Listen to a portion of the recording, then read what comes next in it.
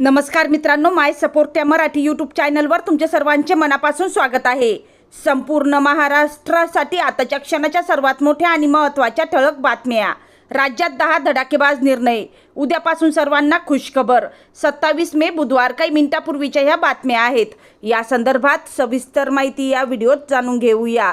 तत्पूर्वी तुम्ही माय सपोर्ट त्या मराठी यूट्यूब चॅनलवर नवीन असाल तर खाली दिलेल्या लाल रंगाच्या सबस्क्राइब बटनावर क्लिक करा आणि समोरील बेल आयकॉन क्लिक करा, जेणेकरून महाराष्ट्राच्या ताज्या बातम्या तुमच्यापर्यंत सर्वात आधी पोहोचतील। तर चला सविस्तर बातम्या जाणून घेऊया। त्यानंतरची सर्वात मोठी आणि सर्वसामान्यांसाठी महत्त्वाची बातमी बघा। राज्यात नागरी आणि ग्रामीण भागातील आरोग्य सेवा अधिक बळकट करण्यासाठी राज्य सरकारने एक महत्त्वाचा निर्णय घेतला आहे। दिवंगत बाळासाहेब ठाकरे यांच्या जन्मशताब्दी वर्षानिमित्त नागरी व ग्रामीण लोककल्याण अभियान राबविण्यात येत असून त्या अंतर्गत आरोग्य व्यवस्थेचा विस्तार करण्यात येणार आहे। या मोहिमेत रिक्त पदे भरण्यापासून ते महिलांसाठी विशेष मेनोपॉज क्लिनिक सुरू करण्यापर्यंतच्या अनेक महत्त्वाकांक्षी उपक्रमांचा समावेश आहे।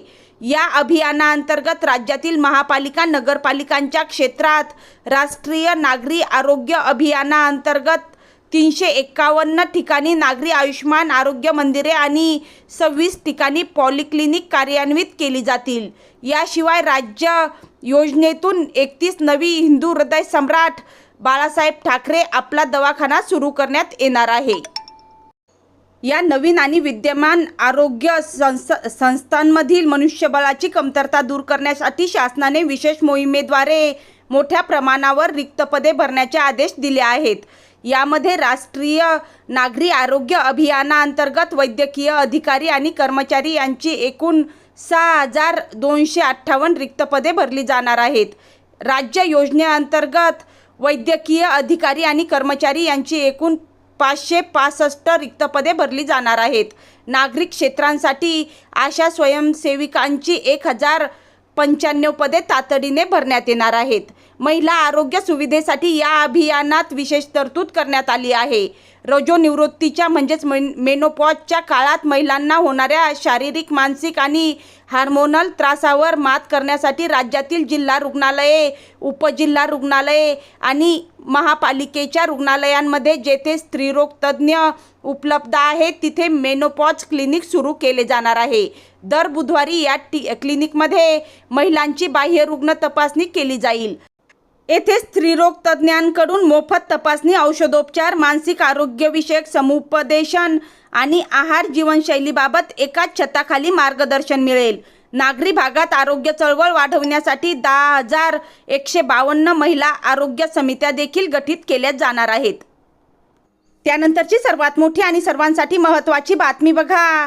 जमिनीच्या सातबाराप्रमाणेच आता राज्यात पाण्याचा सातबारा देखील मिळणार असल्याची माहिती महसूल मंत्री चंद्रशेखर बावनकुळे यांच्याकडून देण्यात आली आहे। राज्यात पाण्याचा साठा किती आहे आणि त्याचा वापर कसा होतोय याची नोंद पाण्याच्या सातबाऱ्यावर ठेवली जाणार असल्याची माहिती त्यांनी दिली आहे। महसूल मंत्री चंद्रशेखर बावनकुळे यांनी दिलेल्या माहितीनुसार राज्यात पाण्याचा गैरवापर रोखण्यासाठी आणि वॉटर इकॉनॉमी मजबूत करण्यासाठी महाराष्ट्र सरकार आता वॉटर अकाउंटिंग फ्रेमवर्क आणि वॉटर बॅलन्स शीट संकल्पनेवर काम करीत आहे। या संकल्पनेनुसार राज्य सरकारकडून पाण्याचे ऑडिट करण्यात येणार आहे। राज्य सरकार आता गाव व शहरातील पाण्याच्या स्रोत, पाण्याची उपलब्धता, वापर, गरज लक्षात घेऊन पाण्याचा ताळेबंद तयार करणार आहे। यासाठी लवकरच शास्त्रीय पद्धती विकसित करून जल सातबाऱ्याची प्रायोगिक तत्वावर अंमलबजावणी करण्यात येणार असल्याची माहिती देखील सध्या समोर येत आहे। त्यानंतरची सर्वात मोठी आणि सर्वसामान्यांसाठी महत्त्वाची बातमी बघा। शिवसेना शिंदे गटाचे आमदार बच्चू कडू यांनी पुन्हा एकदा शेतकऱ्यांच्या प्रश्नावर आंदोलनाचा इशारा दिला आहे। शेतकऱ्यांच्या प्रश्नाकडे दुर्लक्ष होता कामा नये असे त्यांचे म्हणणे आहे। बच्चू कडू यांनी सोबतच भाजपचे नेते आणि जलसंपदा मंत्री गिरीश महाजन यांच्यावरही टीका केली आहे। गिरीश महाजन यांनी विरोधी पक्षात असताना कापसाला 8,000 रुपये भाव मागितला होता, पण सत्ता आल्यानंतर ते शांत बसले असे बच्चू कडू म्हणाले आहेत। पत्रकारांशी बोलताना बच्चू कडू यांनी काँग्रेसवरही टीका केली। बच्चू कडू म्हणाले, काँग्रेसच्या सरकारमध्येही शेतकऱ्यांचे हालत झाले। सत्तेच्या बाहेर आहोत म्हणून शेतकऱ्यांची आठवण काढायची आणि सत्ता येताच शेतकऱ्यांना दूर सारायचे असे होता कामा नये। काँग्रेस आणि महाविकास आघाडीच्या नेत्यांनी शेतकऱ्यांच्या प्रश्नावर आंदोलन केले.